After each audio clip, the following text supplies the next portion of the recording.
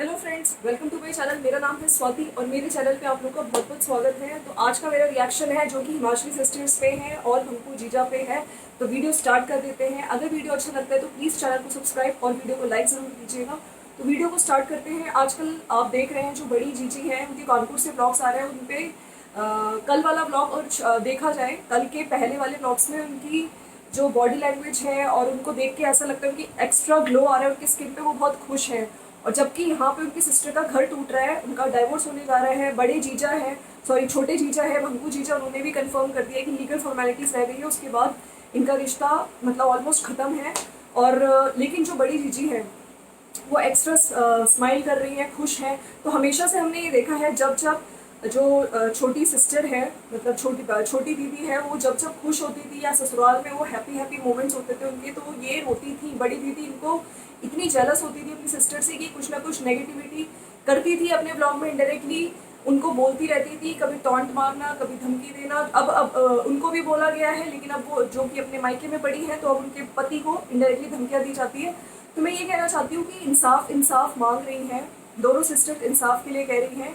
तो आज मैं आपसे इस बारे में बात करना चाहती हूँ कि जो इनका मायका पक्ष है, मायका पक्ष जो इनकी मम्मी है, जो इनके भाई हैं, या फिर जो ये दोनों बहनें हैं, मतलब इनकी जो बड़ी सिस्टर है, इन्होंने हमेशा इनको भड़काया ही है। जब ये अपने मायके में थी, जब ये खुशी हैप्पी अपनी फैमिली के साथ रह रही थी, तब भी इन लोगों को उनकी कुछ मतलब हमेशा से इन लोगों ने यही चाहा है कि उसका घर बसे ना कुछ प्रॉब्लम, मतलब इनडायरेक्टली फ़ोन पे उसको कुछ समझाना, मतलब एक तरह से कहते हैं ना भड़काने का ही काम किया है। आपको याद है एक बार एक लाइव किया था, कीचड़ फैलाया गया था, जीजा के लिए उल्टी सीधी बातें की गई थी, जो बड़ी दीदी के ब्लॉग में आया था, जो कि आज ब्लॉग्स डिलीट कर दिए गए।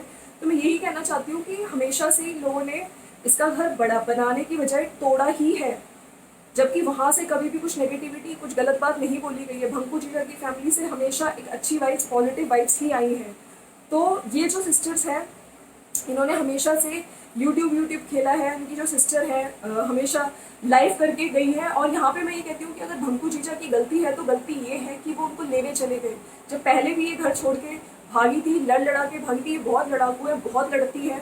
जब इनको लगा कि यस अब इन भंकू जीजा इनकी नहीं सुन रहा है, जब पहली बार ये भागी थी बच्चा होने के बाद, सोचिए कितनी जल्दी थी इनको कि ये पूरे 40 दिन पे नहीं रुकी थी। 21 दिन में, 21वें दिन, 22वें दिन वो अपने मायके पहुंच गई थी अपना छोटे से बच्चे को लेके।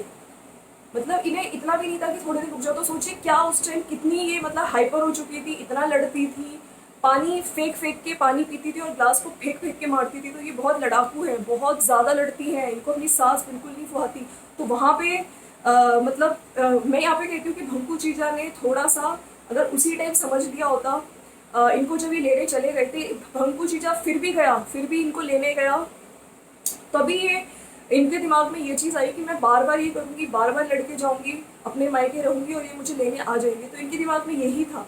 लेकिन मैं ये कहती हूँ कि अच्छी बात है ये लेने नहीं गए, क्योंकि ये इन्होंने भी कई बार अपने ब्लॉग्स में बोला है कि मैं चाहता हूँ कि इसका फुल एंड फाइनल सोल्यूशन निकले, ये बार बार ऐसे बच्चा लेके एकदम से घर छोड़ के ना भागे। आप सोचिए किस सिचुएशन में हो गई थी। अभी जो सेकेंड टाइम ये भागी है, ये अपनी सास को, जो कि सास इतना बीमार थी, उनको छोड़ के भागी है, जो कि उस टाइम भंकू जीजा भी नहीं था। फिर उसने वहाँ वो कहीं गए हुए थे, उन्होंने अपनी फ़ोन करके अपनी बहन को बोला था कि तुम चली जाओ वहाँ पे, मम्मी की तबीयत ठीक नहीं है, जबकि इनको कितना रोका गया था, फिर भी ये चली गई।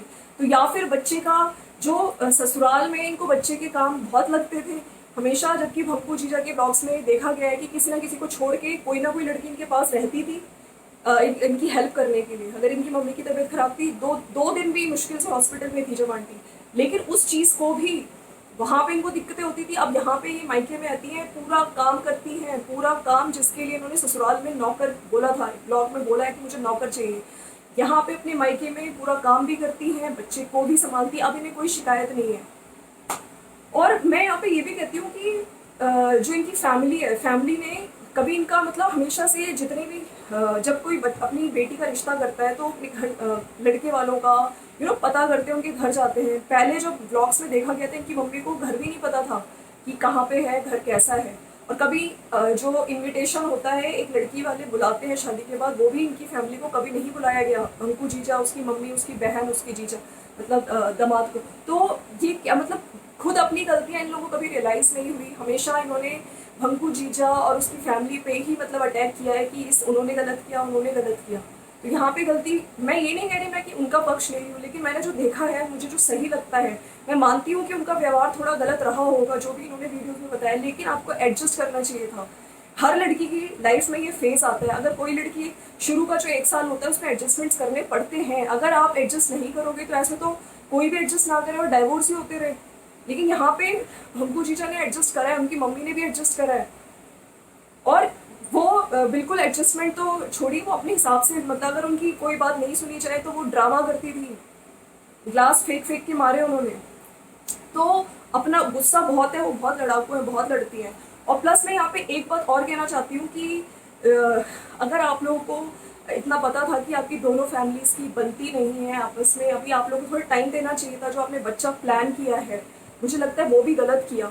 थोड़ा टाइम लेके बच्चा प्लान करना चाहिए था, क्योंकि उस बच्चे की क्या गलती है। अब अगर आप लोग लीगली भी अलग हो जाते हो, लीगल प्रोसेस के थ्रू सब कुछ हो जाती है चीज़ें, तो उस बच्चे का भविष्य का सोचा है आपने? उस एक जो बच्चा जो मम्मी पापा का दोनों का साथ होता है, एक जो उस घर में जिसमें फादर मदर दोनों साथ में होते हैं, परवरिश करते हैं, तो उसकी वो परवरिश में जो बच्चा पैदा होता है ना, जो बच्चा मतलब बड़ा होता है, वो बहुत अच्छा होता है। लेकिन अभी उसको कितनी प्रॉब्लम होने वाली है आपने सोचा है? आप बच्चे का बिल्कुल नहीं सोच रहे हो। वो अपने उसमें ईगो में है, दोनों फैमिलीज, और नहीं, कोई भी नहीं झुकना चाहते हैं। और ज़्यादा गलतियाँ अगर मैं देखूँ तो यहाँ पे मुझे जो छोटी दीदी है, जो उनके मायके वाले, उनकी लगती है।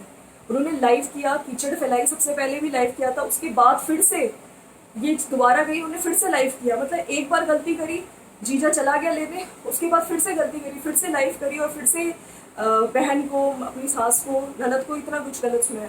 तो देखिए कि अपनी गलतियां इनको नहीं दिखती, इनको अपनी गलतियां भी देखनी चाहिए। जो इनको लगता है कि इनकी जो सिस्टर अच्छी है, इनकी मदर अच्छी है, जिनकी बदौलत, जिनके उस पर सोच के इन्होंने अपने पति से, अपने ससुराल वालों से रिश्ता खराब किया, तो एक ना एक दिन ऐसा आएगा जब तुम्हें खुद रियलाइज होगा कि यस, गलती मेरी तरफ, मेरे मायके वालों की गलती थी, वहां से इतनी गलती नहीं हुई है। और आप लोग क्या सोचते हैं इस बारे में, प्लीज मुझे कमेंट सेक्शन में बताइएगा। बाकी मुझे यही लगता है कि उस बच्चे का सोचना चाहिए। वैसे ही कॉपी करती हैं, इनको अपनी सिस्टर को हर चीज़ में कॉपी करना है। अगर वो चना सैलड खा रही है तो ये भी चना सैलड खाएंगी, अगर वहाँ पे चीला बनेगा तो यहाँ भी चीला बनेगा, कड़ी बनेगी तो यहाँ भी कड़ी बनेगी, वॉक करेंगी, चाहे इनका वेट ऑलरेडी कम है लेकिन इनको वॉक करना है, मतलब हर चीज़ में कॉपी करती है। तो इस चीज़ में कॉपी क्यों नहीं किया जिसमें वो, मैं बड़ी दीदी का ये बोलना चाहती हूँ, चाहे उनके अपने ससुराल वालों से रिश्ते इतने अच्छे नहीं हैं, फिर भी वो साथ में हैं, वो सबको साथ में लेके चलती तो है, अपने पति के साथ तो उनका रिश्ता अच्छा है। लेकिन यहाँ पे इस चीज़ को कॉपी नहीं करके, तुमने जो चीज़ें कॉपी नहीं करनी चाहिए वो चीज़ें कॉपी करी, इस चीज़ को कॉपी करना चाहिए तुम्हें। अकल तो है नहीं, ये जो छोटी दीदी है इनके अंदर अकल नहीं है। तो ये क्या कहते हैं ना कि कॉपी करने के लिए भी थोड़ा माइंड होना चाहिए, लेकिन यहाँ पे माइंड ही नहीं है छोटी दीदी के पास। तो अगर इस चीज़ को कॉपी कर लेती, तुम्हारा चल जाता, तुम्हारा अच्छे से, तुम्हारे ससुराल में किसी चीज़ की कमी नहीं थी और हैप्पी ब्लॉग्स आते और दोनों मिलके अपना घर चलाते, उस बच्चे के लिए भी कितना अच्छा होता, सब कुछ अच्छा हो रहा था। लेकिन जो ये बड़ी दीदी है ना, इन्होंने सब कुछ खराब कर दिया। और अब ये इतना बनती है ना जो ब्लॉग्स में कि मैंने एंड तक मतलब किया, मैं एंड तक अपनी सिस्टर का सोच रही थी, मैंने किया, लेकिन इन्होंने कुछ भी नहीं किया। असली में इन्होंने अपनी जो छोटी सिस्टर है उसकी जो प्रॉब्लम्स है वो यूट्यूब पे बेची है, डॉलर कमाए हैं। अगर इनको रियलिटी में इतनी टेंशन होती ना तो ये बहुत जल्दी लेकर आती, उसको उसके ससुराल भेजती। और जब ये बार बार जाती थी अपने मायके, इनको क्यों बुलाया जाता था? जब जाती थी शादी के तुरंत बाद, रोज जाना, वहाँ पे काम करना, डब्बे भरवाना, घर की ग्रॉसरी भरवाना, ये हमेशा ग्रॉसरी भरवाती आई हैं। तो ससुराल वाले शुरू में हर मायके वाले ये कहते कि बेटा तेरे को अभी शादी हुई तो अपना टाइम ले, वहाँ पे टाइम, वहाँ मत आ। लेकिन यहाँ पे इनको कभी नहीं मना किया गया, इनको हमेशा इनडायरेक्टली, मतलब इनका घर तोड़ा ही गया है। तो आप लोग क्या सोचते हैं प्लीज़ मुझे बताइएगा कमेंट सेक्शन में। और मुझे लगता है छोटे बच्चे के लिए इनको सोचना चाहिए, अभी भी टाइम है। उस बच्चे आगे देखते हैं क्या होता है।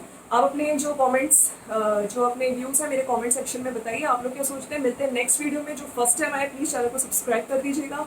Bye bye, take care, see you, bye.